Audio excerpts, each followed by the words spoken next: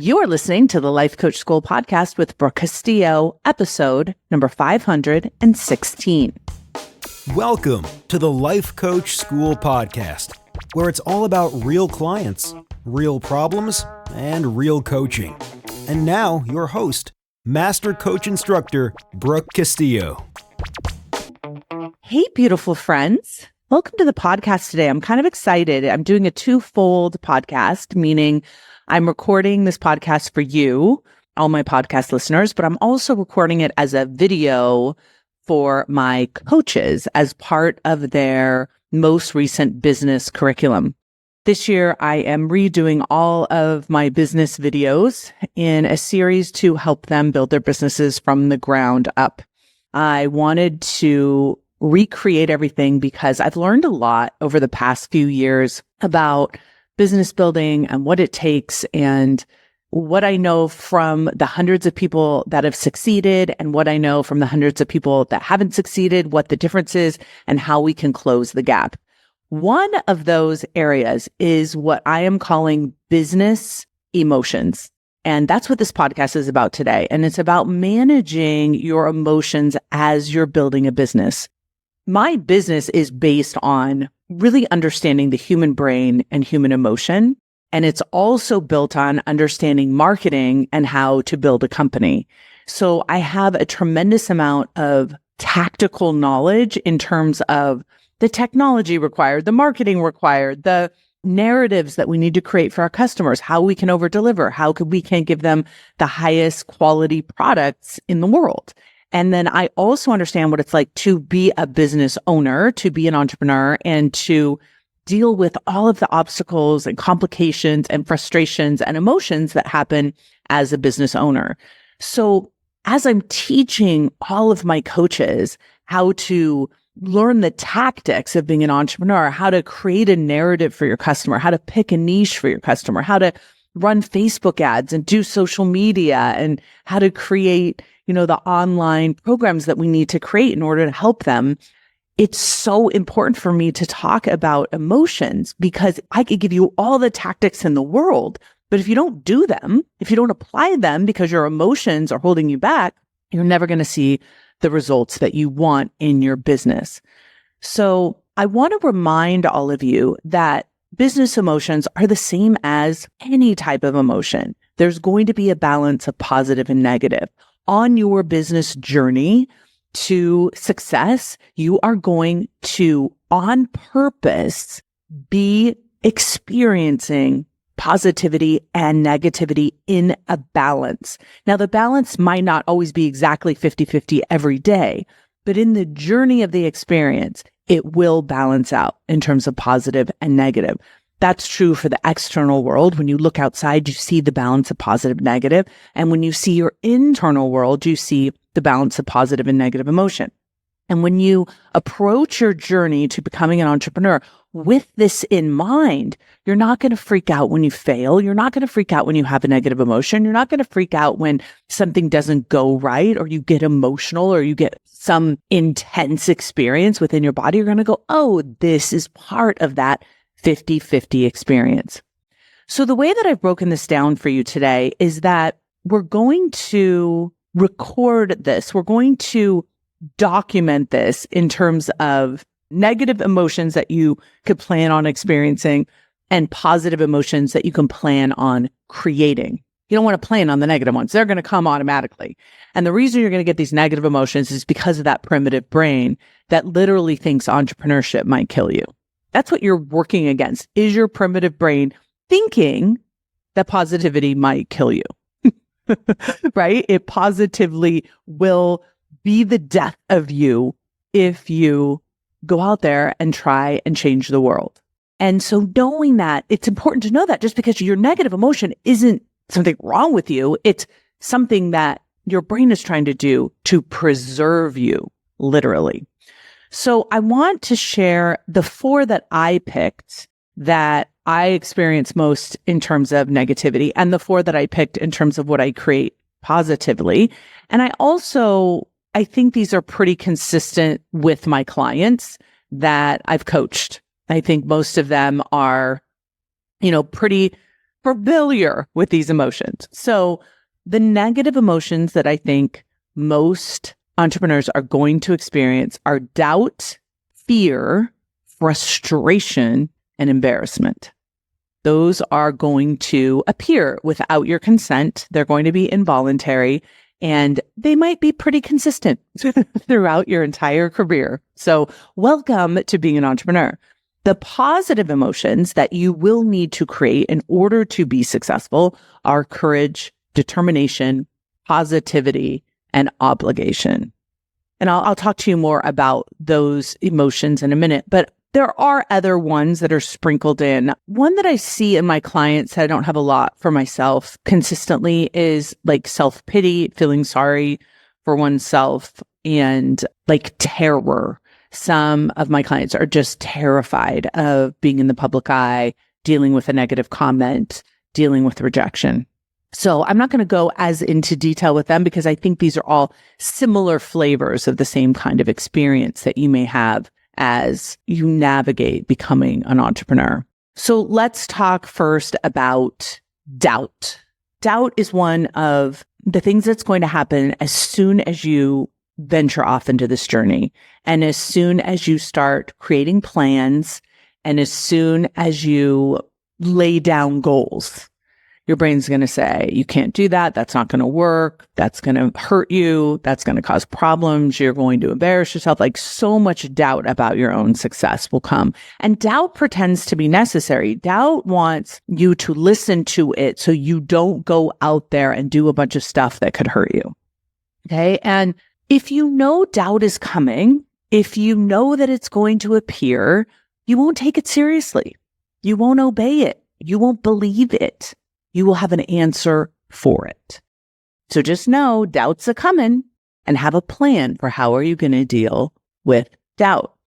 One of the most important things to remember is that the more you overcome your own doubt, the more you doubt your doubt. This is really real because every single time I venture onto something big and something new, I have so much doubt about whether it'll be successful. And then I win at it. I succeed at it. And even if it takes me like 50 fails, when I ultimately succeed at it, I know that that doubt was wrong. I know that that was a thought error. And so it's easier for me to doubt it when I hear it the next time. The second one is fear is very, very normal. I was just talking to a student the other day about her fear of investing in herself and in her own company.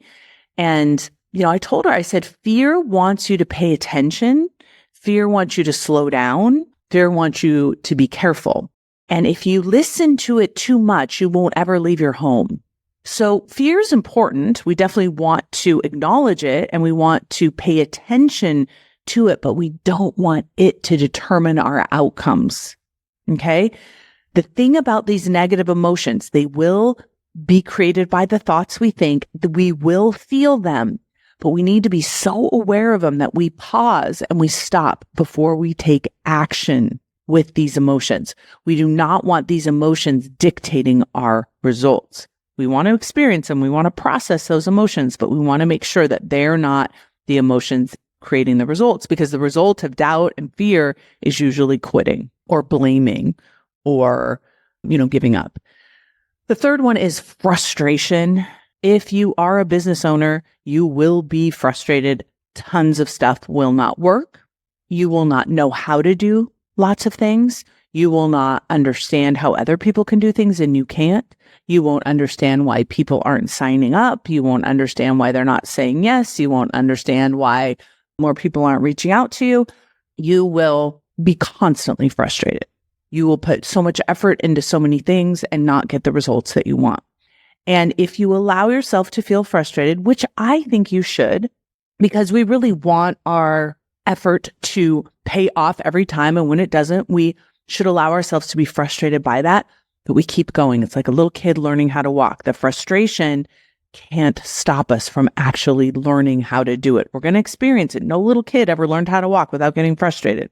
But they also, and this is important to remember, when they learned how to walk, they didn't just learn how to step. They learned how to overcome their own brain to make something happen. And that's what entrepreneurship does for us. It gives us the emotional strength to override our survival emotions.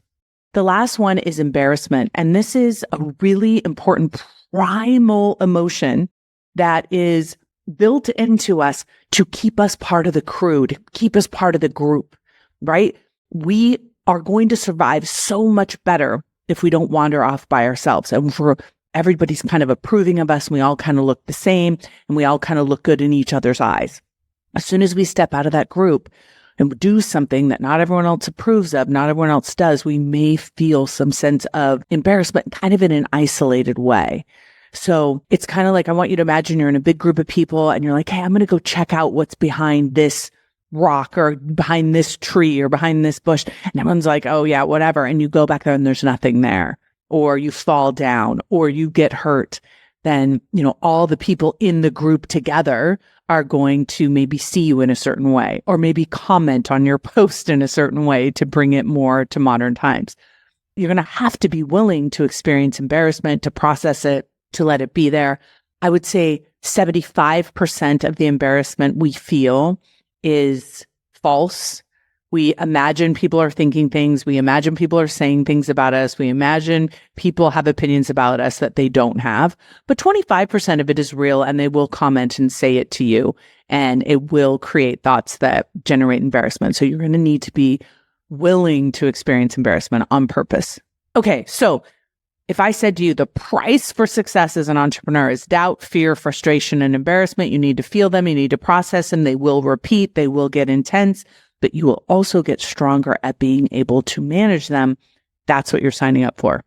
One of the best ways to counteract these emotions is not to get rid of them, not to pretend they're not there, not to avoid them, not to buffer them, but to give equal airtime, equal opportunity to the positive emotions that you create. And the positive emotions that I think are the most important assets, if emotions were assets for you to create for yourself to carry you through, would be courage, determination, positivity, and obligation. So courage is obvious. We need courage because we're going to have fear, doubt, and frustration. And courage is what gets us through there. Courage isn't the absence of fear. It's the ability to take action with experiencing fear. So you will hold them in place at the same time. You will be moving forward and creating while you're carrying that heavy purse of fear with you. Courage is acting despite fear. So a lot of people will say, how is it possible that I can feel fear and still create positive results? Courage. When you don't take action from fear, but you take action from courage, if you think about the model, you take action from the emotion that you want. That's how you get the result you want. You're going to experience both feelings, but the action you will generate is from courage. Determination is just the willingness not to quit. It's the willingness to continue to believe in yourself when there's all evidence to the contrary. It's your willingness to keep trying even when you fail, even when you're embarrassed, even when you're frustrated. Determination is, nope, I'm going to do my very best to keep going. I'm recording a podcast coming up that I think it'll probably be the next episode called Try Harder. And I'm inspired by this idea because so many people come to me and they're like, well, I've tried. Well, you've tried without determination, because when you try with determination, you never say it in the past tense. You always say, I'm trying. I'm still trying. I'm still doing this. Try harder. Determination will always make you try harder. The third one is positivity. You have to keep your mind positive. Your brain will be spewing so many negative thoughts that will create so many negative emotions. And if you don't put it in your to-do list to generate positivity, you will get completely drowned out by your negative thoughts and emotions, because those survival thoughts are strong and they create a lot of intense emotion. Positivity is you taking the time to consider what your assets are, to consider how capable you are, to consider the opportunity that you have, to consider the best case scenario, to consider what it would be like if you win, consider your true capacity as a human, to consider how much you're learning, even when you're not winning, to talk about your business, yourself, to other people in a very positive, wonderful way on purpose to have positive thoughts about money, positive discussions about money, positive discussions about business and profit. If you are constantly putting other people down, constantly being mad at the government or at your country or at taxes or at laws, you are going to be generating undue and unnecessary negativity. So you have to be very conscious about feeling positive by creating very positive thoughts and conversations. And the last one is a really interesting one for me that you might want to try. And I was just talking about this on a coaching call, and it reminded me how much this emotion serves me. When I was first starting out and I was struggling so much, I remember in my mind thinking, like, if I figure this out, I'm going to share the answer with other people. I'm going to help other people get through this pain. And when I was like writing books and freaked out to put my books out there and freaked out that no one would hire me and that people would judge me and people would write negative comments about me on Amazon about my book, like all of these things, I was so freaked out about it in the beginning. I reminded myself of my obligation to the people whom I could help. And now that I've literally helped thousands of people, it's so crazy, tens of thousands of people, I see that I did have an obligation to them. The fact that I was able to help them and did makes me so proud. If I could have helped them and didn't, I would have been devastated. And so I do have an obligation. And so you may want to consider, what could you help someone with? And do you have a sense of obligation to help the world, to make a contribution, to help these people progress in the area where you can coach them and you can help them? I think if you do have that sense, it will get you through a lot of things. There's a lot of times where I don't want to go on stage, or I don't want to put myself out there. I don't want to talk about certain things. I don't want to share my story. And I just remember I'm obligated to the people whom I can help. And I remember when I wrote my book, If I'm So Smart, Why Can't I Lose Weight? I was so freaked out that I was going to miss a typo, or someone was going to say that the grammar wasn't any good. I had like PTSD from being in an English class where I always used to get an A for content and like a C in grammar.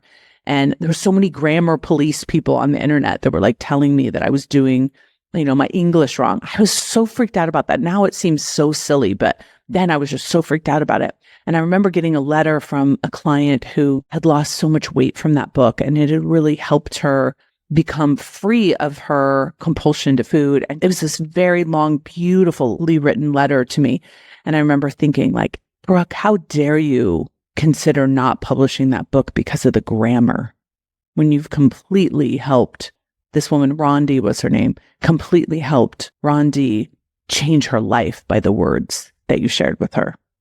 And so it's worth thinking about for yourself what might be your obligation. And maybe your obligation isn't to your client. Maybe your obligation's to yourself.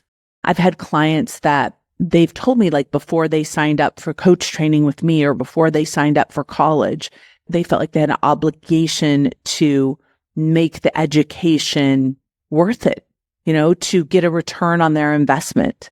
Or maybe they borrowed the money from someone in their family, or maybe they feel like they have an obligation to their children or the people in their family to generate income for them. Whatever you can use for your obligation, and nothing to mean that you would feel guilty if you didn't do it. That's not what I'm talking about, but just a sense of, genuine, pure, amazing obligation to make a contribution to the world has gotten me through some really rough failures, and growth, especially in the very beginning of my business, really helped me get through so much of that hard work.